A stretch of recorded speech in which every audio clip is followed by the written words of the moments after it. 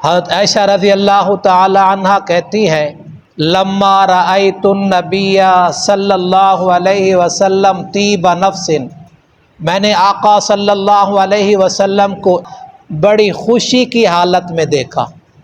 تو جب میں نے دیکھا کہ آقا صلی اللہ علیہ وسلم خوش نظر آ رہے ہیں، میں نے عرض کیا ادعو اللہ لی، اے اللہ کے رسول اللہ تعالی سے میرے لیے مانگ لیجئے۔ آقا صلی اللہ علیہ وسلم نے دعا کے لیے ہاتھ اٹھائے، اللہم اغفر لعائشہ ما تقدم من ذنبها وما تأخر وما اسرت وما اعلنت، یا اللہ عائشہ کے اگلے پچھلے اعلانیہ اور چھپے ہوئے تمام گناہوں کو معاف فرما۔ حضرت عائشہ صدیقہ رضی اللہ تعالی عنہا نے جب یہ دعا سنی، فضحکت عائشہ تو رضی اللہ تعالی عنہا حتی سقط رأسها فی حجرها من الضحک۔ حضرت عائشہ رضی اللہ تعالیٰ عنہ کہتی ہے میں اتنا خوش ہوئی، اتنا ہنسی کہ ہنسی کی وجہ سے میرا سر میری گود میں گرنے لگا۔ جب آدمی ہنستے ہنستے لوٹ پوٹ ہو جاتا ہے نا تو اس کی یہ کنڈیشن ہوتی ہے، اور انتہا درجے کی خوشی کے موقع پر یہ کنڈیشن انسان پہ طاری ہوتی ہے۔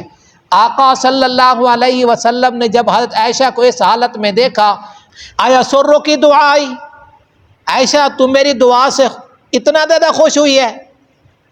ومالی لا یسرنی دعاؤ کا، یا رسول اللہ میں آپ کی دعا سے اتنا خوش کیوں نہ ہوں، آپ نے میرے لیے بہت بڑی دعا کی ہے۔ آقا صلی اللہ علیہ وسلم نے فرمایا واللہ انہا لدعوتی لامتی فی کل صلاۃ، عائشہ جو تیرے لیے میں نے تیرے کہنے پر ایک دفعہ دعا کی ہے، اپنی امت کے لیے ہر نماز کے بعد یہ دعا کرتا ہوں۔ حضرت عائشہ اور نبی صلی اللہ علیہ وسلم کا جو تعلق ہے وہ تمام ایمان والے اس سے واقف ہیں۔ اللہ کے ہاں عائشہ صدیقہ کا کیا مقام ہے؟ بقیہ جتنی معصوم ہستیوں پر بھی الزام لگانے والے بھی زمین والے، صفائی دینے والے بھی زمین والے، عائشہ صدیقہ رضی اللہ تعالی عنہ وہ واحد خوش نصیب عورت ہے، میری اور آپ کی ماں ہے۔ الزام لگانے والے زمین والے تھے، صفائی دینے والا عرش بری والا تھا۔ صحابہ کرام کی عادت تھی کہ آقا صلی اللہ علیہ وسلم جس دن حضرت عائشہ کے حجرے میں ہوتے، صحابہ اس دن تحفے دیا کرتے تھے۔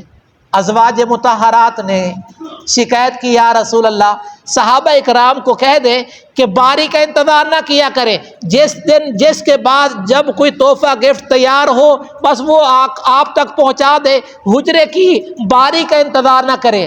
آقا صلی اللہ علیہ وسلم کے الفاظ سنیے، فرمایا لا یؤذونی فی عائشہ، مجھے عائشہ کے بارے میں تکلیف نہ دو۔ تم کہتی ہو صحابہ کرام باری کا انتظار نہ کریں، اللہ تعالی خود عائشہ کی باری کا انتظار کرتا ہے۔ آپ کہیں گے جی مولوی صاحب نے تو بڑا عجیب جملہ کہہ گیا ہے، تو تمام مفسرین تمام محدثین اس بات پہ قائل ہیں کہ حضرت عائشہ کے حجرے میں قرآن مجید نازل ہوا کرتا تھا۔ حضرت عائشہ کا یہ انفرادی شان ہے، یہ ان کا مقام ہے کہ قرآن مجید ان کے حجرے پہ نازل ہوتا تھا۔ اللہ کے ہاں بھی محبوب، نبی صلی اللہ علیہ وسلم کے ہاں محبوب، اور پھر نبی صلی اللہ علیہ وسلم یہ دعا بھی کیا کرتے تھے، یا اللہ جو چیز میری ذمہ داری تھی برابری کرنے کی، وقت کی نہ نفقے کی، وہ میں تو پوری کر رہا ہوں، لیکن میرا دل عائشہ کی طرف زیادہ مائل ہے، اور دلوں پر تیری حکومت ہے، کل قیامت کے دن میں محمد سے اس بارے میں سوال نہ کرنا۔ ان کے کہنے پر ایک دفعہ دعا کی، اور امت کے لیے کیا فرمایا؟ میں اپنی امت کے لیے ہر نماز کے بعد دعا کرتا ہوں۔ اور نبی صلی اللہ علیہ وسلم کی نمازوں کا بھی اندازہ کر لیں، آقا صلی اللہ علیہ وسلم پر تہجد لازم تھی، بقیہ نوافل کا بھی اہتمام تھا، تو میں اور آپ نبی صلی اللہ علیہ وسلم کے ساتھ کیا کر رہے ہیں؟ تو اس درس کے سننے کے لیے کبھی دل چاہتا ہے تو بیٹھ جاتے ہیں، کبھی دل چاہتا ہے تو اٹھ جاتے ہیں۔ تو یہ تو ایسے تو نہیں ہے. نبی صلی اللہ علیہ وسلم کے ساتھ ہمارا تعلق کتنا ہے. خوشی میں دیکھے تو اس وقت نبی کی سنتیں ہمارے گھروں سے نکل گئی، غمی میں دیکھے تو نبی صلی اللہ علیہ وسلم کی سنتیں ہمارے گھروں سے نکل گئی. اپنے نشیب و فراد میں، دن رات میں، خوشی غمی میں، اٹھنے بیٹھنے میں نبی صلی اللہ علیہ وسلم کے طور طریقے ہم سے نکل گئے ہیں. ایک عمل ہے درس حدیث اور عشاء کے بعد درس قرآن. کم از کم ہر ساتھی کا نام تو اللہ کے رجسٹر میں ان دروس میں درج ہو. یہ نہیں کہتا کہ ہر روز ہر آدمی بیٹھے، لیکن جب موقع ملے تو اس میں ملے. قرآن خدا میں یہ تاثیر دیکھی، بدلتی ہزاروں کی تقدیر دیکھی. جس نے قرآن مجید سے تعلق جوڑا اللہ نے اس کو بھی عزتیں عطا کی، اور جس نے نبی صلی اللہ علیہ وسلم کے ارشاد کی مجلس کو سجایا اللہ تبارک و تعالی اس کے لیے نبی صلی اللہ علیہ وسلم کی ایک موقع کی 3 دعائیں قبول کرتا رہتا ہے.